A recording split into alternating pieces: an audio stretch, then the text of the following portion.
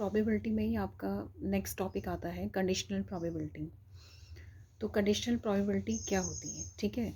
तो जैसे हमने सबसे पहले एक माना सैम्पल स्पेस है, जैसे कि हमने पढ़ा, इसे हम एस से डिनोट करते हैं। सैम्पल स्पेस माने जहाँ कुल घटनाएं लेंगे हम, ठीक है।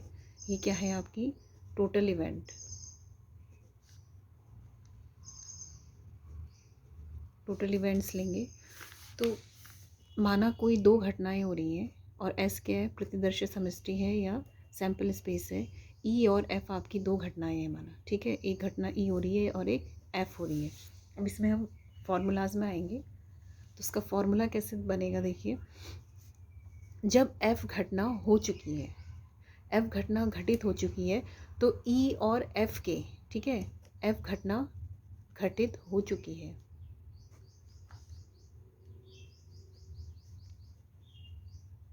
घटित हो चुकी है, तो ई तथा एफ के संयुक्त रूप से घटित होने की प्रायिकता, ठीक है। संयुक्त रूप से जब हम कहेंगे तो ई इंटरसेक्शन एफ आएगा।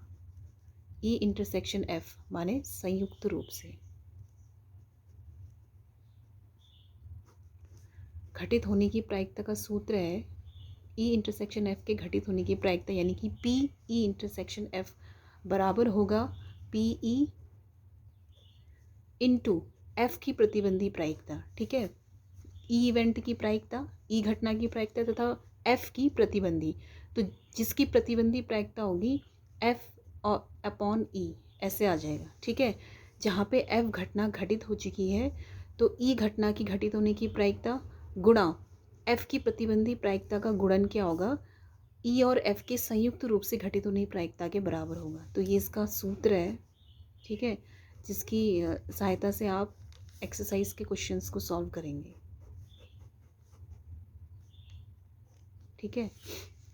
कंडीशनल प्रोबेबिलिटी माने आपको प्रश्न में कंडीशन दी जाएगी, उसके बाद आप उसकी प्रायिकता निकालेंगे, ठीक है।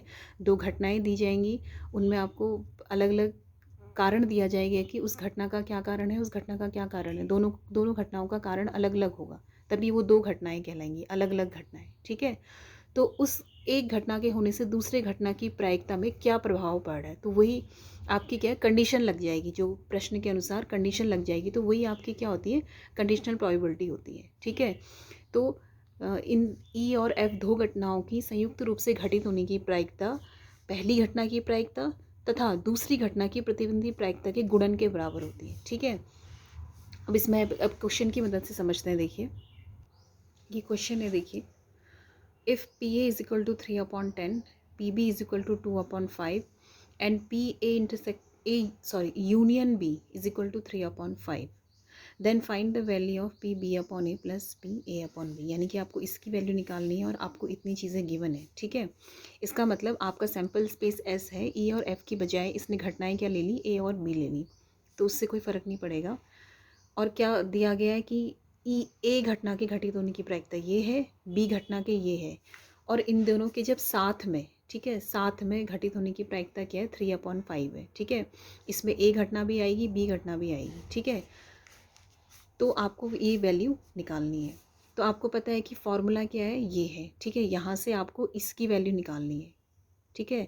तो ये क्या चले जाएगा, इसके अपॉन में चले जाएगा, ठीक है। सबसे पहले हम यही लिख लेते हैं। तो यहाँ पे पी ए इंटरसेक्शन बी, क्योंकि यहाँ पे हमने ए और बी लेना है, पी ए इंटरसेक्शन बी बराबर क्या हो गया, P A into P B upon A, यानी कि ए की प्रायिकता और बी की प्रतिबंधी प्रायिकता। तो पी बी अपॉन ए की वैल्यू क्या हो जाएगी, यहाँ से देखिए, पी बी अपॉन ए की वैल्यू हो जाएगी P A intersection B upon P A, P A intersection B upon P A.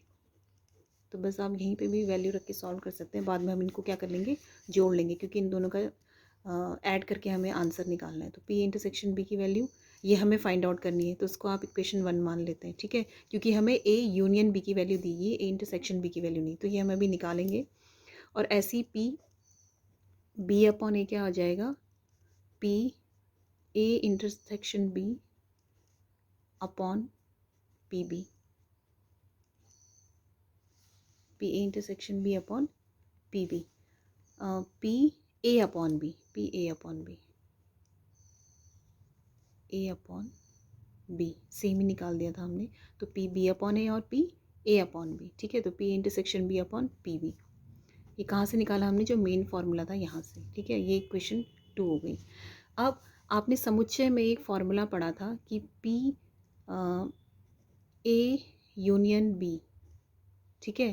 P A union B is equal to क्या होता है, P A plus P B minus P A intersection B. उसमें हमने यहाँ पे probability नहीं थी, केवल यूनियन होता था वहाँ पे, ठीक है। तो ये फॉर्मूला हमने क्या पढ़ा था, सेट थ्योरी में, फर्स्ट चैप्टर में। सेट थ्योरी आपका फर्स्ट चैप्टर है, उसमें हमने ये फार्मूला पढ़ा था, ठीक है। ये बहुत इंपॉर्टेंट फार्मूला है 11th में। तो अब इसमें आप वैल्यूज़ रखेंगे फटाफट। पी ए की वैल्यू कितनी है, 3/10 प्लस पी बी की वैल्यू कितनी है, 2/5, और ये हमें निकालनी है, और ये हमें गिवन है, ये हमें गिवन है 3/5। तो 3/5 और ये हमें निकालनी है, ठीक है। तो उसको सॉल्व करेंगे, देखिए इसको इधर कर लेते हैं, माइनस प्लस साइन चेंज हो जाएंगे, ठीक है। P A intersection B is equal to क्या हो जाएगा आपका, ये आपका माइनस हो जाएगा, 3/5 आपका माइनस हो जाएगा, ठीक है। तो 3/10 प्लस 2/5 माइनस 3/5, ठीक है। एलसीएम ले लेते हैं। एलसीएम कितना आ गया इसका, 10 आ गया।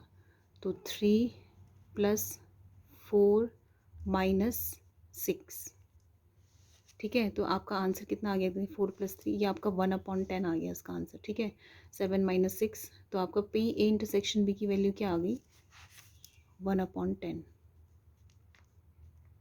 बस अब हमें बाकी वैल्यूज़ गिवन है, तो इक्वेशन 1 और 2 में हम पी इंटरसेक्शन बी की वैल्यू क्या 1/10 रख देंगे, और पी ए की वैल्यू 3/10, पी बी की वैल्यू 2/5।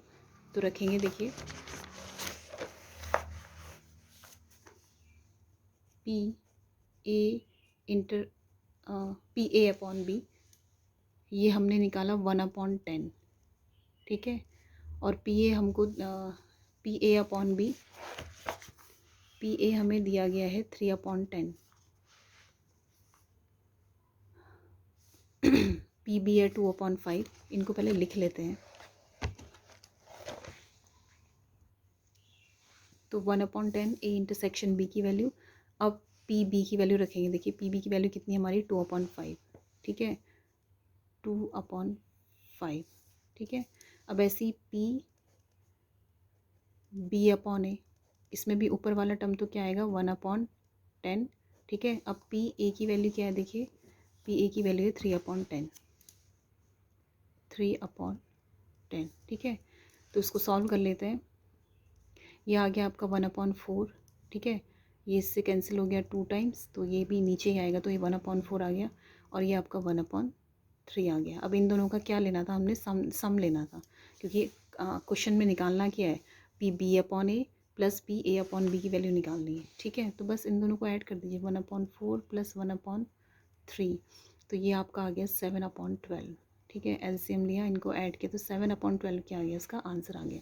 तो आपके एक्सरसाइज के क्वेश्चंस सीधे सीधे फॉर्मूले में रख के, ठीक है, जहाँ पे क्या है, दो घटनाओं के घटित होने की संयुक्त रूप से प्रायिकता बराबर एक घटना के घटित होने की प्रायिकता गुणा दूसरी घटना की प्रतिबंधी प्रायिकता के बराबर होती है, ठीक है।